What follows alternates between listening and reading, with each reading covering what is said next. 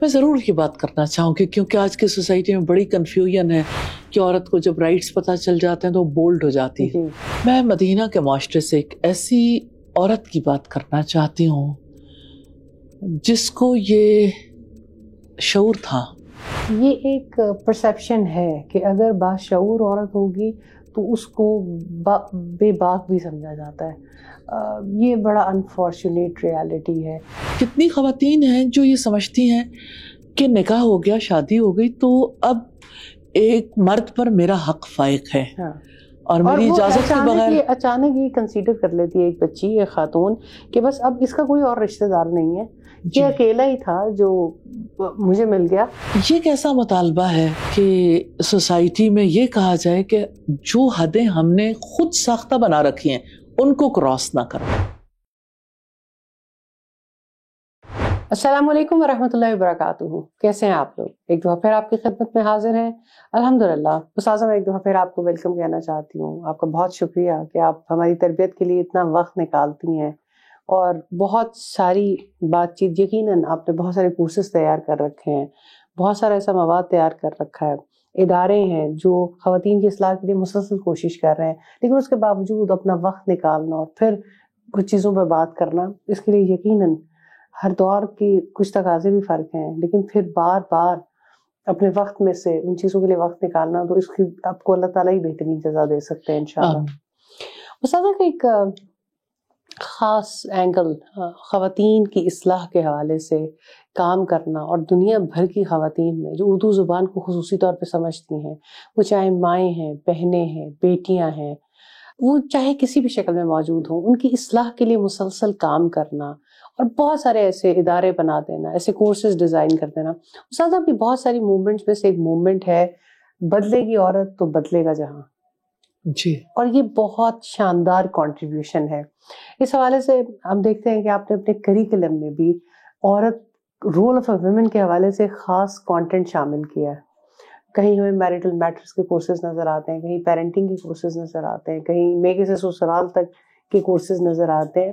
عورت اتنا focus of attention اس لیے ہے کہ آپ بھی ایک خاتون ہی، آپ سمجھتی ہیں کہ ایک خاتون کے بدل جانے سے واقعی پورا جہان بدل جائے گا؟ جزاک اللہ خیر فائزہ، یہ بڑا انٹرسٹنگ سوال ہے. بات یہ ہے کہ اس میں بھی کوئی شک نہیں کہ میں ایک عورت ہوں، اور اس میں بھی کوئی شک نہیں کہ عورت جو ہے وہ سوسائٹی کی روٹ ہے. عربی زبان میں ماں کو کہا جاتا ہے اور روٹ کو کہتے ہیں جڑ. تو سوسائٹی کی جو جڑ ہے نا وہ عورت ہے. اور اللہ سبحانہ تعالیٰ نے عورت کو کس طرح سے مختلف ایسی ذمہ داریاں دی ہیں جو عورت ہی ادا کر سکتی ہے، اور نیچرلی اللہ تعالیٰ نے اسے اسی لحاظ سے ڈیزائن بھی کیا اور اس کا مزاج بھی ویسا ہی رکھا. اور میں سمجھتی ہوں کہ بہت زیادہ ضروری ہے خاندانوں کے لیے اور معاشروں کے لیے عورت کا رول. تو عورت کو اپنا رول سیکھنا ضروری ہے، اور رول جہاں سیکھنا ضروری ہے وہاں سکھانا تو پڑتا ہی ہے. تو میں یہ فیل کرتی ہوں کہ عورت کو بہکانے کے لیے جو کوششیں کی جاتی ہیں ہر دور میں، چونکہ وہ زیادہ یعنی اگر دیکھا جائے تو دیکھیں ہر ٹائپ کے لوگ تو سوسائٹی میں موجود ہوتے ہیں. کچھ جو ہے وہ تھوڑا سادہ لوگ ہوتے ہیں، کچھ بہت زیادہ ذہانت رکھنے والے لوگ ہوتے ہیں، لیکن اوورآل اگر آپ دیکھیں تو اللہ سبحانہ تعالیٰ نے عورت کو بڑا پیارا دل دیا، لیکن جلدی امپریس ہو جاتی ہے، جلدی دوسرے کا اثر قبول کر لیتی ہے. کیونکہ ایموشنل بھی ہے، لیکن یہ ہے کہ اس کے دل کے اندر گنجائش بہت ہے، رحم دل بھی بہت ہے، اور اس کے لیے یعنی ارد گرد کے ماحول میں رہتے ہوئے ٹرسٹ بھی جلدی کر لیتی ہے. تو اس لحاظ سے یعنی بڑی اسٹرانگ قسم کی عورتیں بھی موجود ہوتی ہیں سوسائٹی میں، ایسی بات نہیں ہے. لیکن نارملی اگر ہم خواتین کو دیکھیں تو اس کی وجہ سے یعنی عورت کا رول آج کے دور میں بڑا کنفیوزڈ ہو گیا کہ عورت وہ رول کیوں ادا کرے، اور انڈرسٹینڈنگ نہیں ہے. بچیوں کے اندر کنفیوژنس ہیں، بچیاں نکاح نہیں کرنا چاہتی، اور اگر دیکھا جائے تو ہر اعتبار سے یعنی کنفیوزڈ ہونے کی وجہ سے ضرورت اس امر کی ہے کہ اس کنفیوژن کو دور کر دیا جائے. تو ہم تو یہ کیمپینز بھی کرتے ہیں, کورسز بھی کرواتے ہیں تاکہ یعنی عورت کے لیے ان کو سمجھ کر اپنا رول ادا کرنا ممکن ہو جائے. تو آج تو وہ دور ہے کہ جہاں پہ ہماری عورت کو یہ انڈرسٹینڈنگ نہیں ہے کہ اللہ سبحانہ تعالیٰ نے ہمیں کیا رائٹس دے رکھے ہیں. اور سچی بات تو یہ ہے کہ جو حق اللہ تعالیٰ نے دیا ہے ضروری نہیں کہ سوسائٹی میں وہ عورت کو مل بھی رہا ہو, کیونکہ سوسائٹی میں تو مختلف طرح کے افراد ہیں, مختلف طرح کے یعنی طبقات ہیں. کہیں بہت زیادہ عزت ہے, بہت زیادہ اسپیس دی جاتی ہے, اور کہیں تنگی بھی آ جاتی ہے. 25 سال ہو گئے آپ کو خواتین کے اوپر ڈائریکٹلی کام کرتے ہوئے تقریباً, اور آپ کو لگتا ہے کہ عورت اپنے رول کو انڈرسٹینڈ کرنے کے بعد معاشرے میں ایک بہترین کردار ادا کرنے کی اس میں آتی ہے, یا ایک غلط فہمی پیدا کرنے کی کوشش کی جاتی ہے کہ شاید عورتیں جو ہیں وہ جب اپنے حقوق کے بارے میں جان جاتی ہیں تو وہ زیادہ کسی اور راستے کی طرف چل پڑتی ہیں؟ کیونکہ یہاں علم آ جانے کے بعد بھی, آگاہی اور شعور آ جانے کے بعد بھی جو تبدیلی خاتون میں آتی ہے اس کی وجہ سے معاشرہ اس کو اچھا فیل کرتا ہے یا برا محسوس کرتا ہے؟ میں یہ فیل کرتی ہوں کہ نیچر کو سمجھنے والے جو افراد ہیں ان کے لیے اللہ سبحانہ تعالیٰ کی بات کو سمجھنا بہت آسان ہے. اور یہ ہے کہ پھر کوئی ڈیفیکلٹی نہیں رہ جاتی انسان کے لیے کہ وہ جھکنے کے سوا اور کیا کرے, کہ اللہ کی بات کو مان کر ہی اس کے لیے آسانی پیدا ہوتی ہے. الحمدللہ میں نبی صلی اللہ علیہ وسلم کی بات کو ضرور سامنے رکھنا چاہوں گی. آپ نے فرمایا الدنیا متاع, کہ پوری دنیا یہ متاع ہے, ساز و سامان ہے, اور دنیا کی بہترین متاع نیک عورت ہے. تو دنیا میں عورت کو اللہ سبحانہ تعالیٰ نے جو ویلیو کیا, جس طرح سے اسے اہمیت دی, جس طرح کا رول اسے دیا, تو اللہ تعالیٰ کی بہت رحمتیں ہیں, بہت مہربانی ہے. اور جہاں تک اس بات کا تعلق ہے کہ واقعی یعنی کہ اپنے حقوق سمجھنے کے بعد کوئی تبدیلی آتی ہے, میں ضرور یہ بات کرنا چاہوں گی, کیونکہ آج کی سوسائٹی میں بڑی کنفیوژن ہے کہ عورت کو جب رائٹس پتہ چل جاتے ہیں تو وہ بولڈ ہو جاتی ہے. میں مدینہ کے معاشرے سے ایک ایسی عورت کی بات کرنا چاہتی ہوں جس کو یہ شعور تھا غلام ہونے کے باوجود. حضرت عائشہ کے پاس تھی, حضرت عائشہ کی لونڈی تھی جنہوں حضرت عائشہ نے اسے آزاد کر دیا. ایک غلام مرد مغیث کی بیوی تھی, عورت کا نام بریرہ تھا. بریرہ جب آزاد ہوئی تو اس کو جتنی خوشی تھی اپنی آزادی کی, اس خوشی میں اس کے لیے اس تعلق کو لے کے چلنا بوجھل ہو گیا. اگر ایز اے ہیومن بینگ دیکھیں تو آپ اس کیفیت کو لے سکتے ہیں کہ جب شوہر غلام ہو, اس کے بچے پیدا ہوں گے, وہ بھی غلام ہوں گے. اور پھر یہ ہے کہ غلام شوہر تو غلام ہی ہے نا, آزاد کے بارے میں بھی اللہ سبحانہ تعالیٰ نے موقع دے رکھا ہے کہ اگر کوئی آسانی سے نباہ کر سکتا ہو تو نباہ کرے. جب ایک نباہ کرنا مشکل ہو رہا تو اللہ تعالیٰ نے اسی لیے تو راستے رکھے. خیر, بریرہ کا شوہر اس سے بہت محبت کرتا تھا اور گلیوں بازاروں میں روتا پھرتا تھا اور ہر ایک سے کہتا تھا میری بریرہ سے ملاقات کرا دو. اور بریرہ کہتی تھی کہ میں تو ملاقات نہیں کروں گی. کسی نے مغیث سے کہا جاؤ رسول اللہ کے پاس چلے جاؤ, ان کی بات تو بریرہ ٹال ہی نہیں سکتی. مغیث کو یہ مشورہ بہت اچھا لگا, وہ رسول اللہ کے پاس چلا گیا اور کہنے لگا کہ ایک بار بریرہ سے کہیں میری بات سن لے. آپ صلی اللہ علیہ وسلم نے بریرہ کو بلوایا اور بریرہ سے کہا کہ بریرہ مغیث سے مل لو, اس کی بات سن لو. بریرہ نے جو سوال کیا میں سمجھتی ہوں کہ اس کے اوپر ہمیں ضرور غور کرنا چاہیے, اور ہر طبقے کو ہی. یقیناً یہ ہماری سوسائٹی کا بڑا کریٹیکل دور ہے, جس سوسائٹی میں ہماری عورت, ہماری بچی اپنے حقوق سے آشنا ہو رہی ہے. ایسے میں ہمیں اللہ کی کتاب اور محمد صلی اللہ علیہ وسلم کی سنت کے مطابق دیکھنا چاہیے, تعصب کا شکار نہیں ہونا چاہیے.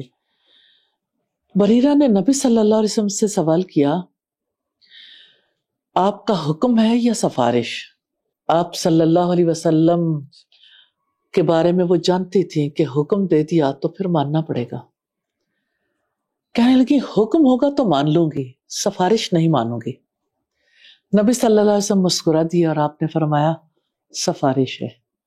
تو بریرہ نے کہا پھر میں مغیث سے نہیں ملوں گی. کیا میں آج سوسائٹی کے باشعور طبقات سے سوال کر سکتی ہوں؟ اپنی بیٹی سے، اپنی ماں سے، اپنی بیوی، اپنی بہن، سوسائٹی کی عورت سے اگر ایسی کوئی بات سامنے آئے تو کیا اسے کھلے دل سے ایکسیپٹ کر سکتے ہیں کہ ایک غلام عورت بھی جانتی ہے کہ میرے رائٹس کیا ہیں؟ تو ایک غلام عورت کو شعور ملا تھا اللہ سبحانہ تعالیٰ کی کتاب سے، صالحین کی صحبت سے. اس نے جان لیا تھا کہ میرے رائٹس کیا ہیں. اسلام مجھے پریشرائز نہیں کرتا. آج جب ایک لڑکی نکاح کے موقع پہ پریشرائز ہوتی ہے، باپ کی عزت کا سوال ہے، ناک کا سوال ہے، کسی اور چیز کا سوال ہے، تو کیا ہمیں مڑ کے دیکھنا نہیں چاہیے کہ نبی صلی اللہ علیہ وسلم کے دور میں جب آپ کے سامنے ایسے معاملات آتے تھے تو آپ کیا حل پیش کرتے تھے؟ عورت جو آج اپنے حق کو پہچان رہی ہے، اگر آپ اسے سمجھتے ہیں کہ عورت بولڈ ہو گئی، تو پھر دیکھیے کہ رسول اللہ کی مجلس میں تو وہ عورت بھی آئی تھی جس نے کہا کہ میرے باپ نے میرا نکاح میرے چچا زاد سے کر دیا جبکہ میں نہیں چاہتی تھی. تو رسول اللہ صلی اللہ علیہ وسلم نے ایک لمحہ نہیں لگایا. آپ نے فرمایا کہ میں آپ دونوں کو الگ کر دیتا ہوں. اس نے کہا میں یہ نہیں چاہتی کہ آپ الگ کر دیں، لیکن میں یہ چاہتی تھی کہ سب جان جائیں اس بات کو کہ لڑکی کی اجازت کے بغیر، اس کی مرضی کے بغیر اس کا نکاح نہیں کیا جا سکتا. اگر آج ایک لڑکی اپنے نکاح کے بارے میں یا اپنی زندگی کے کسی اہم معاملے کے بارے میں اوپینین دیتی ہے تو پھر اس کو یہ نہیں سمجھنا چاہیے کہ یہ زیادہ آزاد ہو گئی ہے. اس کے بارے میں یہ سمجھنا چاہیے باشعور ہو گئی ہے، اسے سمجھ آ گئی ہے. باشعور ہونے میں اور لمٹس کراس کرنے میں بڑا فرق ہے. تو جب عورت باشعور ہو رہی ہو تو اس کے بارے میں جو مسکنسیپشن کسی کے اندر ہے اس مسکنسیپشن کو عام کرنا تو اچھا نہیں ہے. اس لیے ہمیں اپنے دل کھلے رکھنے ہوں گے، ہمیں وسعت ظرفی کا مظاہرہ کرنا ہوگا. ہاں، اللہ کی باؤنڈری سے باہر نہیں جانا. تو اگر عورت نے نہیں جانا تو مرد نے بھی نہیں جانا. یہی اسلام کا ہم سے تقاضا ہے. جزاک اللہ خیر استاذہ، ایک بہت ہی خوبصورت میسج تھا، کیونکہ یہ ایک پرسیپشن ہے کہ اگر باشعور عورت ہوگی تو اس کو بے باک بھی سمجھا جاتا ہے. یہ بڑا انفارچونیٹ ریالٹی ہے، جبکہ ایک باشعور انسان ہی اپنے حقوق کو، اپنے فرائض کو زیادہ بہتر طریقے سے سر انجام دیتا ہے. مجھے لگتا ہے کہ جب عورت باشعور ہوتی ہے تو اس کے بعد تو اپنے فرائض سیکھنے کے اوپر زیادہ دلچسپی لیتی ہے اور وہ سیکھتی ہے. ادروائز تو عورت یا عورت ہو یا مرد ہو، کوئی بھی ہو جس کے اندر شعور نہیں ہے تو وہ تو اپنے فرائض کو اور اپنے حقوق کو نہ جانتا ہے نہ فرائض کو سیکھتا ہے. فائزہ، یہ بڑا انفارچونیٹ ہے. آپ سچ کہہ رہی ہو کہ باشعور ہونے کے حوالے سے یعنی ایک اسٹیٹ آف کنفیوژن میں چلی گئی سوسائٹی. ایسا لگتا ہے کہ باشعور ہونا بھی ایک جرم ہے. یو کین سے میں یہ سمجھتی ہوں کہ ہم نے جو دین اپنایا ہے، ہم نے جو جسے اسلام سمجھا ہے، شاید ہم نے تحقیق نہیں کی، ہم نے مڑ کے دیکھا نہیں ہے. ہم نے اللہ کی آیات کو پڑھا، ہم نے احادیث کو پڑھا، لیکن اس کی انٹرپریٹیشن اپنی مرضی سے کی ہے. کیا ہمیں رسول اللہ کے عہد میں عورت پورے طریقے سے آزاد نظر نہیں آتی؟ اسے اپنے حق کا ادراک تھا، شعور تھا، اللہ سبحانہ تعالیٰ کے آگے جھکی ہوئی تھی. وہ وفا شیار بھی تھی، وہ خدمت گزار بھی تھی، وہ حقوق ادا کرنے والی بھی تھی، لیکن اللہ سبحانہ تعالیٰ نے اسے کسی کا غلام بنا کر پیدا نہیں کیا۔ ایک عورت بھی اسی طرح سے اللہ سبحانہ تعالیٰ کی بندی ہے جیسے مرد بندہ ہے۔ جیسے مرد نے اللہ کی حدود میں رہنا ہے، ایسے عورت نے بھی اللہ تعالیٰ کی حدود میں رہنا ہے۔ اللہ تعالیٰ نے تو ہمیں یہی حکم دیا ہے کہ اللہ کی حدوں کو کراس نہ کرو، لیکن یہ کیسا مطالبہ ہے کہ سوسائٹی میں یہ کہا جائے کہ جو حدیں ہم نے خود ساختہ بنا رکھی ہیں ان کو کراس نہ کرو۔ تو یہ خود ساختہ دین ہوا نا، اللہ کا دین تو نہیں ہے۔ پھر اللہ کا دین تو وہی ہے جو کتاب اللہ میں ہے، جو سنت رسول میں ہے، اس کی انٹرپریٹیشن اپنی مرضی سے نہ کریں۔ جزاک اللہ خیر استاذہ۔ استاذہ مجھے امید ہے کہ انشاءاللہ جب ایک باشعور طبقہ آپ کی بات کو پہلے بھی سنتا ہے الحمدللہ اور اب بھی سنے گا، تو جو ایک رفٹ کا ماحول ہے اور ایک ریزسٹنس کا ماحول ہے کہ شاید خواتین کو اسلام پڑھانے سے زیادہ قید کرنا مطلوب ہے، اسلام پڑھانے سے شاید وہ مطلب اس کے اندر ایک رفٹ ہے اپنا رول نہ انڈرسٹینڈ کرنے کی وجہ سے۔ مرد عورت کو قابو کرنا چاہتا ہے، عورت مرد کو قابو کرنا، دونوں طرف سے یہ غلطی پائی جاتی ہے۔ یہ قابو کرنے کا رشتہ تو نہیں ہے نا۔ ایک جو ہے جو بھی اللہ تعالیٰ نے جو بھی تقسیم رکھی ہے، فرائض کی جو تقسیم رکھی ہے، حقوق کی جو تقسیم رکھی ہے، اس میں یقیناً حکمت ہے، لیکن یہ ایک ایسی کھینچا تانی ہے ساری زندگی کہ ایک دوسرے کے ساتھ ایک ایسی کھینچا تانی کا ماحول پیدا کر دینا کہ کون کس پہ حاوی آئے گا۔ تو یہ غلط فہمی آخر کہاں سے پیدا ہوئی؟ پتہ نہیں، کبھی کبھی مجھے لگتا ہے ہماری قوم کو نا بہت دلچسپی ہے کھیل کے میدان سے، اور آپ دیکھتے ہوں گے جب کوئی کرکٹ میچ ہوتا ہے، جب کبھی کوئی یعنی ایسے کسی نوعیت کے مقابلے ہوتے ہیں نا، تو لوگ بہت انٹرسٹ لیتے ہیں، بڑی بڑی سکرینز لگا کے لوگ دیکھتے ہیں، اور کسی ایک پارٹی کے ساتھ مل جاتے ہیں اور دوسری پارٹی کے بارے میں پھر بہت نعرے بازی بھی ہوتی ہے۔ اور پاکستان انڈیا کا میچ ہو تو نیچرلی حالات ہی فرق ہو جاتے ہیں۔ تو ہسبینڈ وائف کا تعلق کو پاکستان انڈیا کے جیسا تعلق نہیں ہے، اور یہ کوئی میدان جنگ نہیں ہے جس میں ایک نے جیتنا اور ایک نے ہارنا ہے۔ سورہ روم کی آیت نمبر 21 میں رب العزت نے فرمایا وَمِنْ آیَاتِهِ أَنْ خَلَقَ لَكُم مِّنْ أَنفُسِكُمْ أَزْوَاجًا، یہ اللہ کے سائنس میں سے ہے، اللہ کی نشانیوں میں سے ہے کہ اس نے تمہاری جنس سے تمہارے لیے جوڑے بنائے، لِتَسْكُنُوا إِلَيْهَا، تاکہ تم اس کے پاس سکون حاصل کرو۔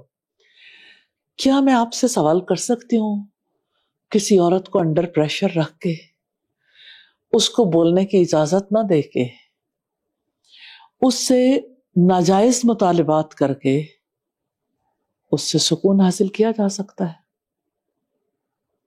سکون کا راستہ ہمیں محمد رسول اللہ نے دکھایا۔ ہم نبی صلی اللہ علیہ وسلم کی ازواج سے جب محمد رسول اللہ کا معاملہ دیکھتے ہیں تو کس قدر وفا والا معاملہ ہے، کتنی سپیس دیتے تھے آپ۔ کیوں نہ تاریخ کے اوراق پلٹ کے دیکھیں کہ محمد صلی اللہ علیہ وسلم کا کیا رشتہ تھا سیدہ خدیجہ سے، کیسا تعلق تھا۔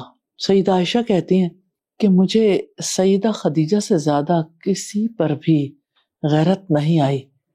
ایک بار میں نے رسول اللہ سے کہا آپ کو اللہ تعالیٰ نے اتنا اچھا بدل دے دیا، پھر بھی وہ سرخ مسوڑوں والی قریشی عورت آپ کو نہیں بھولتی۔ رشتہ تھا نا، تعلق تھا، کیسے بھولتے۔ آپ صلی اللہ علیہ وسلم کے چہرے کا رنگ بدل گیا۔ اب بیوی کی بات ہے، ہماری سوسائٹی میں تو ایسا ہوتا تو آپ جانتے ہو کہ لوگ اسے کیا کہتے۔ نعوذ باللہ، میں بات کرنا نہیں چاہتی اس موقع پہ۔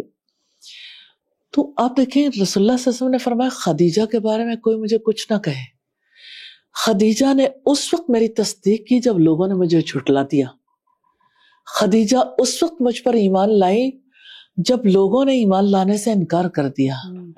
خدیجہ نے اس وقت میری مدد کی جب میں بے مال والا تھا۔ خدیجہ کے بارے میں کوئی مجھے نہ ستائے۔ کون سا شوہر ہے جو بیوی کی وفات کے بعد بھی اتنی بڑی گواہیاں دیتا ہے؟ اب صلی اللہ علیہ وسلم کا ریلیشن کیسا تھا؟ وفات کے بعد بھی سیدہ خدیجہ کی دوستوں کے ساتھ کیسا حسن معاملہ تھا کہ ان کے یہاں بکری ذبح ہوتی تو گوشت بھجوا دیتے تھے.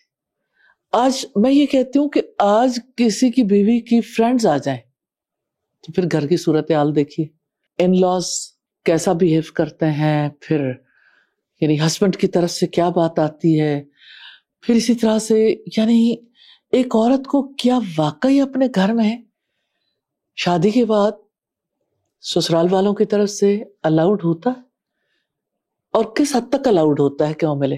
میں یہ نہیں کہتی کہ لوگ ملتے نہیں یا رشتے تعلقات نہیں ہوتے, لیکن آپ دیکھیں کہ کیا ایسا نہیں ہوتا کہ پھر اس لڑکی پر کتنی باتیں کی جاتی ہیں اگر کسی سے کوئی ملنے کے لیے آ جائے. ایسے ہی. تو مجھے یہ بتائیے کہ آخر اس کو زندگی کا حق نہیں ہے؟ استاذہ کیا یہ اینگل بہت امپورٹنٹ ہے, کیا خواتین اپنے فرائض پورے کر رہی ہیں؟ کیا مردوں کے ساتھ بھی کچھ ایسا ہی معاملہ نہیں ہے؟ اس میں کوئی شک نہیں, آپ نے بہت اچھی بات کہی. یعنی اسپیس تو دونوں کو ملنی چاہیے. میدان جنگ نہیں ہے نا یہ, تو اس میں اگر عورت کی یہ بات ہے تو دوسری طرف اگر خواتین کی چڑھائی دیکھیں تو وہ بھی بہت زیادہ ہے, بہت زیادہ. میں یہ نہیں کہتی کہ صرف مردوں کو دیکھنا چاہیے کہ خواتین کو کیا چاہیے, خواتین کو بھی اپنا رول نہیں بھولنا چاہیے, کیونکہ یہ تو پیرلر ہے نا, دونوں بیلنس ہی تب ہوں گے جب دونوں نارملی, جہاں مرد بہت زیادہ حقوق ادا کرتے ہیں وہاں پر بھی وہ بھی باشعور ہیں وہ اس لیے. لیکن میں نے دیکھا کہ ان کی خواتین, ابھی پچھلے دنوں میں ایک سیٹنگ میں تھی, مرد کوئی بات کرنا بھی چاہے خواتین بھی اسپیس نہیں دیتی. اس میں بھی کوئی شک نہیں ہے. مطلب ان کو بہت کتنی خواتین ہیں جی, کتنی خواتین ہیں جو یہ سمجھتی ہیں کہ نکاح ہو گیا, شادی ہو گئی, تو اب ایک مرد پر میرا حق فائق ہے, اور میری اجازت کے بغیر اچانک یہ کنسیڈر کر لیتی ہے ایک بچی, ایک خاتون, کہ بس اب اس کا کوئی اور رشتہ دار نہیں ہے, یہ اکیلا ہی تھا جو مجھے مل گیا. پھر وہ جو خاندان کے ساتھ تعلقات ہیں, اور وہ جو بلا وجہ کی رفٹ ہے, اور وہ جو بلا وجہ کی کھینچا تانی ہے, وہ ایک سلسلہ ہی شروع ہو جاتا ہے. اس میں بھی کوئی شک نہیں, خواتین کو بھی اس بارے میں ضرور دیکھنا چاہیے. یہ رشتہ تو محبت کا رشتہ ہے, اور یہ رشتہ تو ایسا ہے جس میں یعنی ایک سچی رفاقت چاہیے. اردو میں اسے کہتے ہیں شریک زندگی, یعنی جو آپ کی زندگی میں شریک ہو گیا, تو جیسے آپ اپنی زندگی پر اپنا حق سمجھتے ہو یا اس زندگی سے محبت کرتے ہو, اسی طرح سے آپ نے اپنے پارٹنر کو بھی شریک زندگی سمجھنا ہے. بالکل. تو آپ کے ساتھ وہ آپ کی زندگی میں شریک ہو گیا نا, تو اب آپ کا معاملہ ایک دوسرے کے ساتھ آسان انداز سے ہونا چاہیے.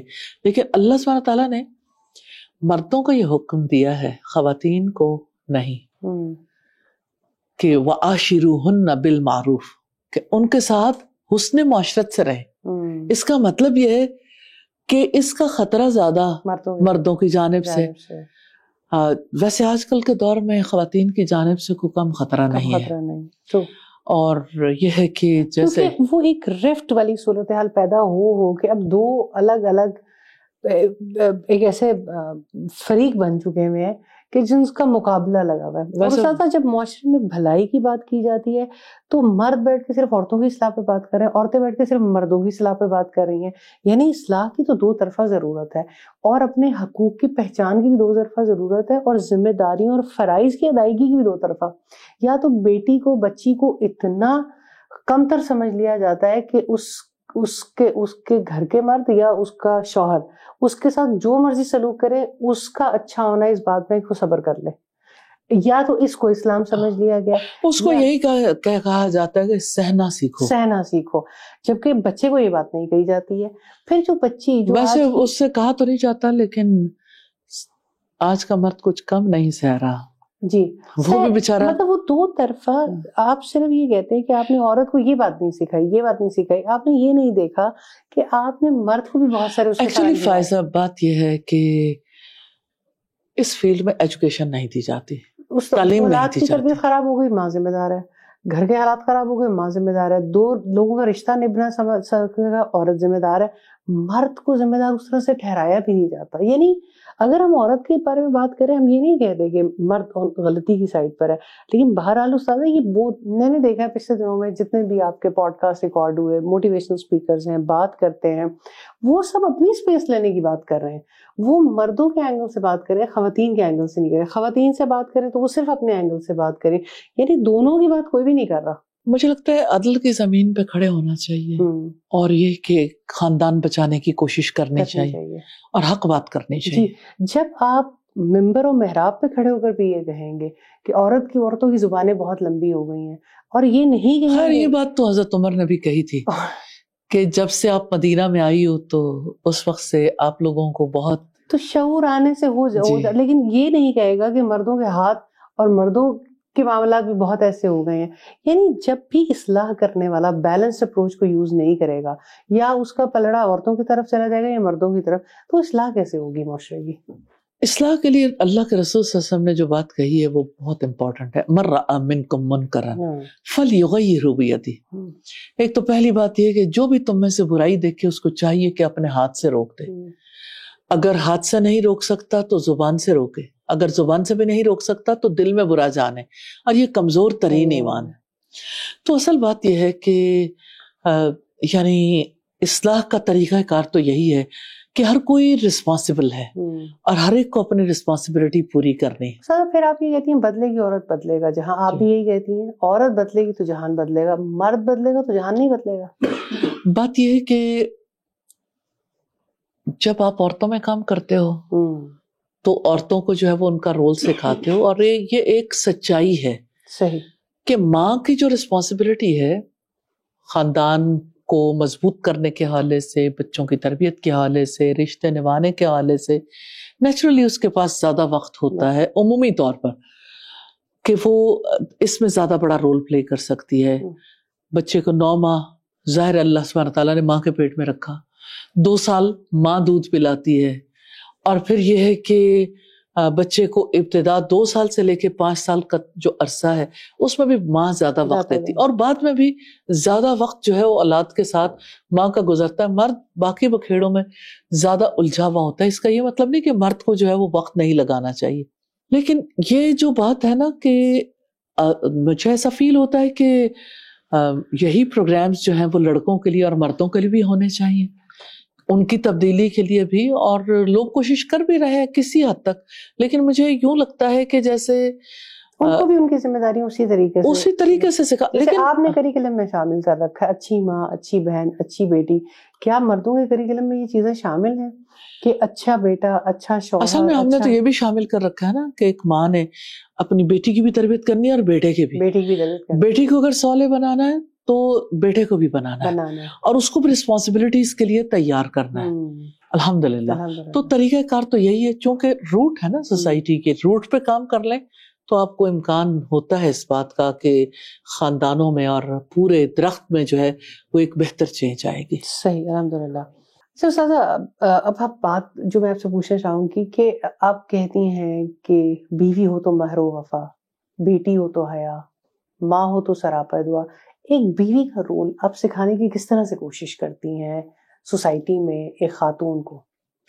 فائزہ، جو کچھ ایجوکیٹ کیا ہمارے رب نے اور محمد رسول اللہ صلی اللہ علیہ وسلم نے، اور جن کو ہمارے لیے اللہ سبحانہ تعالیٰ نے رول ماڈل بنا دیا، خواتین جنت جنہوں نے اپنی زندگی میں ہر رول آسان طریقے سے نبھایا، انہی کے زندگیوں کے حوالے سے سکھاتے ہیں. جیسے سیدہ خدیجہ ہیں، بہترین شریکہ حیات تھی رسول اللہ صلی اللہ علیہ وسلم کی. اور جیسے ہم دیکھتے ہیں کہ ایک ظالم بادشاہ کی بیوی تھی حضرت آسیہ، لیکن اپنا رول بہت خوبی سے نبھایا. اور اسی طرح سے ہم دیکھتے ہیں جیسے حضرت فاطمہ تو زہرا نبی صلی اللہ علیہ وسلم کی بیٹی، کس طرح سے انہوں نے اپنا رول نبھایا. حضرت عائشہ نے اور آپ کی دیگر ازواج نے اور صحابیات نے. تو انہی کی زندگیوں کے حوالے سے جو اللہ سبحانہ تعالیٰ کے فرامین ہیں. دیکھیے ویسے تو حقوق و فرائض کی تقسیم اللہ سبحانہ تعالیٰ نے کر دی، اپنی کتاب میں بتایا، اپنے رسول کی زبان سے کہلوایا. تو اس میں جو بنیادی باتیں ہیں، جیسے مرد کے کچھ فرائض ہیں ایسے عورت کے بھی کچھ فرائض ہیں.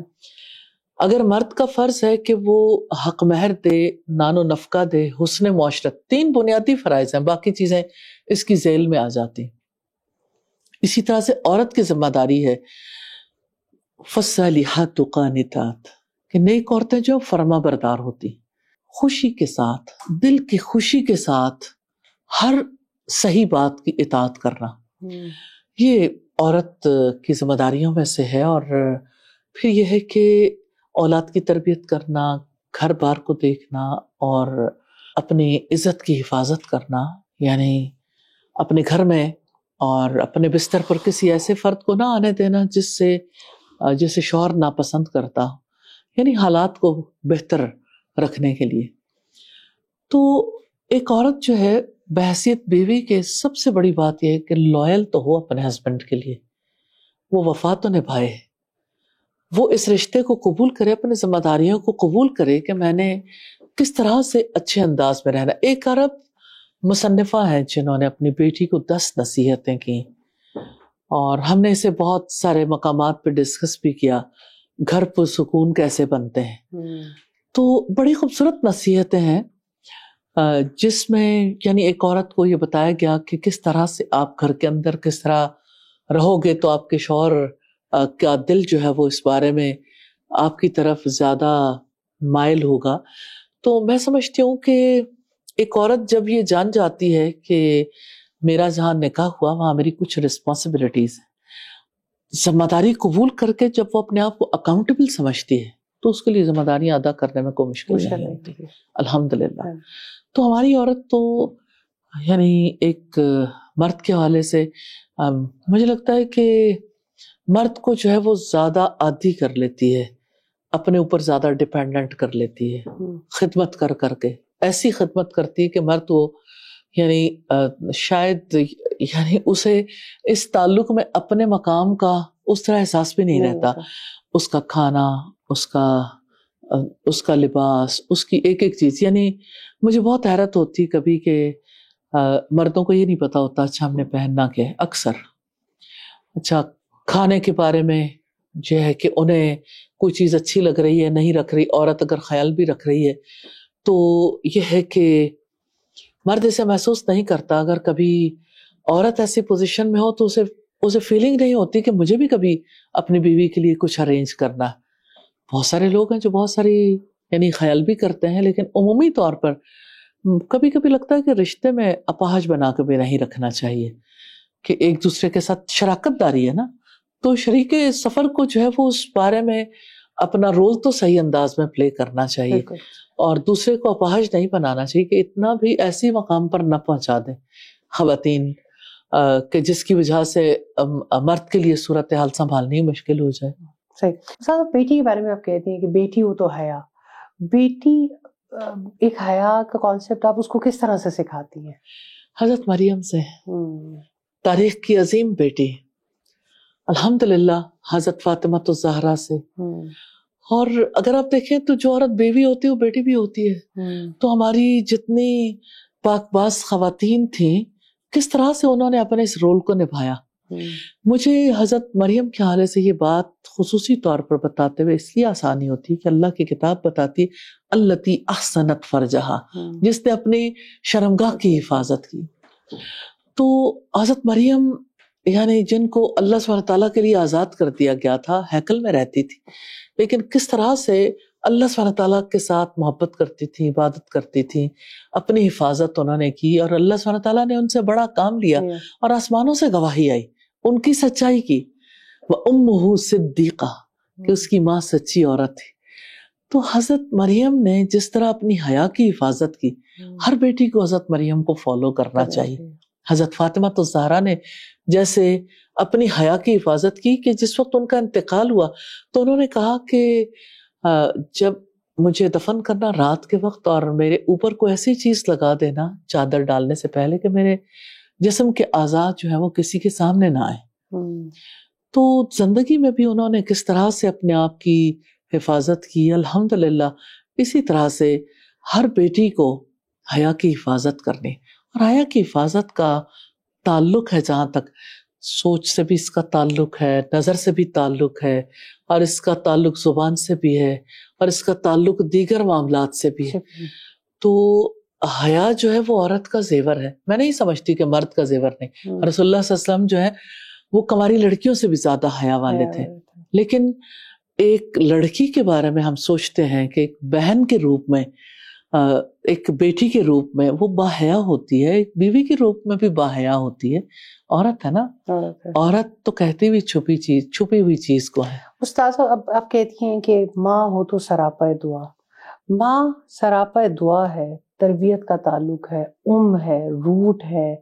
ماں کا کردار سکھانے کے لیے کیا کوشش ہے؟ مجھے ماں ہونے کے اعتبار سے سیدہ ہاجرہ بہت زیادہ متاثر کرتی ہیں, کیونکہ ان کو کسی قسم کی فیسلٹی حاصل نہیں تھی. ورنہ مائیں نارملی یہ کہتی ہیں ہمیں ایسا ہو جاتا تو ہم ایسا کر لیتے, ایسا ہوتا تو ایسا کر. ان کے پاس پانی نہیں ہے, کھانا نہیں ہے, لباس نہیں ہے, رہنے کے لیے ٹھکانہ نہیں ہے, لیکن اللہ سبحانہ تعالیٰ کے حکم کے تحت خوش ہے کہ جب اللہ نے بٹھایا تو بیٹھنا ہے. اور بیٹے کے اندر جو چیز آئی, اقبال تو کہتا ہے نا وہ فیضان نظر تھا یا کہ مکتب کی کرامت تھی, سکھائے کس نے اسماعیل کو آداب فرزندی. اسماعیل علیہ السلام کو دیکھیں, جب حضرت ابراہیم علیہ السلام نے کہا میں نے خواب میں دیکھا میں آپ کو ذبح کر رہا ہوں, تو انہوں نے کہا تھا کہ آپ کو جو حکم دیا جا رہا ہے کر ڈالیے, ستجدونی انشاءاللہ من الصابرین. کوئی زمانے میں سے بتا سکتا ہے ایسا صبر, ایسا صبر؟ ابراہیم علیہ السلام کی اس میں کیا کنٹریبیوشن تھی؟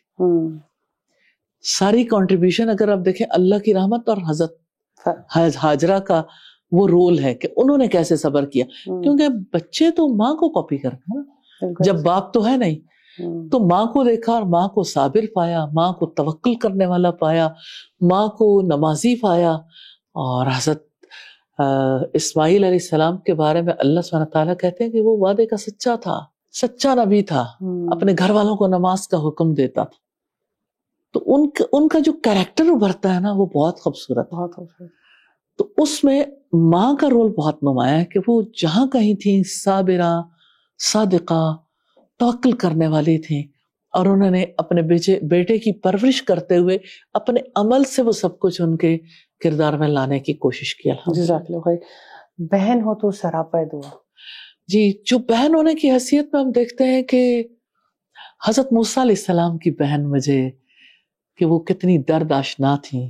کس طرح ماں نے کہا کہ میں صندوق دریا میں تو ڈال رہی ہوں, ساتھ ساتھ چلتی رہنا, جہاں جا کے رکے تو مجھے بتانا.